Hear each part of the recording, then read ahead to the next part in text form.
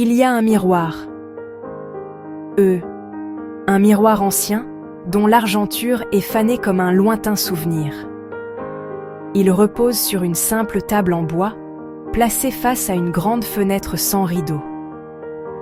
La lumière du matin y pénètre, partageant la pièce en deux moitiés distinctes, d'ombre et de lumière éclatante. Un silence profond plane dans l'air, lourd de vérités inexprimées. Vous vous retrouvez à contempler ce miroir. Mais vous ne voyez pas seulement votre visage s'y refléter. Vous voyez quelque chose de plus profond, les traces chatoyantes de tout ce que vous avez envoyé dans le monde. Tout revient. Il y avait une ville bâtie de pierres grises, avec des rues étroites qui serpentaient comme des pensées inquiètes, et des gens qui semblaient toujours pressés. Dans cette ville vivait un homme nommé Émile. Émile marchait vite, les épaules courbées contre un vent que lui seul semblait ressentir. Il répondait sans sourire, ses mots brefs et efficaces. Il laissait derrière lui des commentaires acerbes, comme des cailloux jetés négligemment sur le chemin. Ce n'était pas un homme cruel, simplement inconscient, trop pressé pour la douceur. Il croyait que le monde était exigeant et répondait par la rigidité. Un après-midi, il tomba sur une petite boutique d'antiquités, encombrée. Là, il trouva un miroir, petit et parfaitement rond, au cadre de bois sombre. Ce miroir vous montre ce que vous donnez au monde. Émile rit, mais l'acheta pour une seule pièce et le ramena chez lui. Chaque matin, il se fixait dans le miroir, l'utilisant pour ses exigences envers le monde. Je veux être respecté. J'ai besoin que les choses se passent comme je le veux aujourd'hui.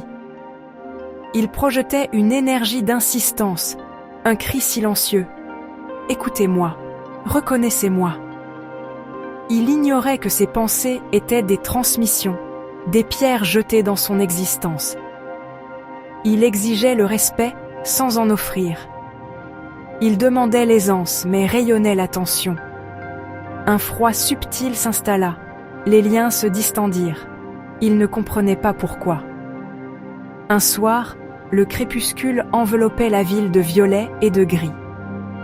Émile vit un enfant pleurant. Son petit cheval de bois avait roulé juste hors de portée. Il vit sa propre expression fermée et se souvint des paroles du vieil homme. Une impulsion familière le traversa. Il s'arrêta et se pencha. Il ramassa délicatement le jouet et le rendit à l'enfant, la main ouverte. Un sourire simple se répandit. Quelque chose s'ouvrit en Émile. Une chaleur inattendue éclot dans sa poitrine. Un sourire sincère naquit. Ce petit acte fut comme une clé dans une vieille serrure. Le monde lui sembla subtilement différent, comme un filtre levé. Les semaines suivantes, il expérimenta des gestes simples et conscients. Ce n'était pas toujours facile. Parfois il oubliait. Mais il était conscient. Peu à peu, les ondulations revinrent. Aide, chaleur, gratitude. Les pierres étaient devenues lisses et chaudes. Le petit miroir d'Émile restait sur la table. Désormais, il y voyait plus que son visage. Il percevait les chemins invisibles créés par ses choix. Des fils ténus de connexion. Tout voyage en cercle. L'énergie mise dans le monde n'est pas perdue. Elle revient. Il sourit à la loi qu'il représentait. Maintenant, regardez à nouveau dans ce miroir. Tout ce que nous émettons de nous-mêmes, nos pensées, nos paroles, nos actions, même nos silences. Il ne s'agit pas de récompense ou de punition. Il s'agit de résonance, d'une vibration. Votre état intérieur émet une fréquence. Elle se propage, touche les gens, modifie l'atmosphère d'une pièce. Ce n'est pas du mysticisme, c'est la physique invisible de l'existence. Un sourire à un inconnu éclaire sa journée, puis une parole plus douce, puis une patience nouvelle. La petite graine plantée voyage. Puis, d'une autre manière, elle revient. Opportunité, grâce, paix. Les émotions sont des vagues d'énergie. La colère est perçante et discordante. La peur est tendue et constrictive. L'amour est expansive et harmonieuse. Ces vagues interagissent, s'amplifient, s'annulent ou tissent un champ collectif. Nos vies sont tissées dans un réseau invisible de fils résonnants. Au-delà des émotions, nos croyances fondamentales diffusent un signal. Je ne suis pas assez bien. Le monde est dur. Rien ne marche pour moi. Ce sont des signaux puissants. Ils programment notre posture, altèrent notre voix et focalisent notre regard. Ils attirent des circonstances qui les confirment. Une pensée devient prophétie. L'intention compte. Le même geste n'a pas la même fréquence selon le pourquoi. Le silence n'est pas vide.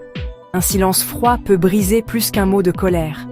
Un silence imprégné de respect crée un sanctuaire. Il envoie « Vous comptez, je suis là, j'écoute ». Ce concept trouve des échos en science, fréquences de résonance. Les systèmes vibratoires s'alignent. La résonance sympathique fait chanter les mêmes notes. Dans nos vies, notre état intérieur pince la première corde. Le monde répond. Quand Émile émettait l'irritation, il recevait l'évitement. En changeant de note, il reçut l'harmonie. Il ne s'agit pas de manipuler, mais de devenir conscient et cohérent. Le monde est complexe, nous nageons dans des marées collectives. On ne contrôle pas chaque vague, mais sa façon de nager. Choisir sa fréquence, générer un courant d'intention, naviguer avec grâce.